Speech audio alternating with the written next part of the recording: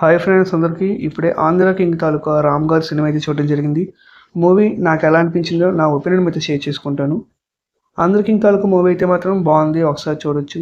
Mostly ఈ cinema ఎవరికి బాగా నచ్చుతుంది అనుకుంటే కొంతమంది స్టార్ హీరోస్కి చాలామంది వరకు డై హార్డ్ ఫ్యాన్స్ ఉంటారు. వాళ్ళకి మూవీ బాగా అయితే నచ్చుతుంది.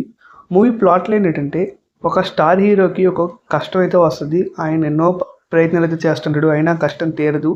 హీరో కష్టాన్ని తీర్చేందుకు ఒక అభిమాని ఏం త్యాగం చేశాడనేది ఆంధ్ర కింగ్ తాలూకా మూవీ లిటరల్లీ ఫస్ట్ హాఫ్ మాత్రం చాలా బాగా అనిపిస్తుంది. సెకండ్ హాఫ్తో కంపేర్ చేసుకుంటే మాత్రం మూవీకి ప్లస్ పాయింట్ ఏంటంటే రామ్ అండ్ భాగ్యశ్రీ గారి కెమిస్ట్రీ చాలా బాగుంటుంది.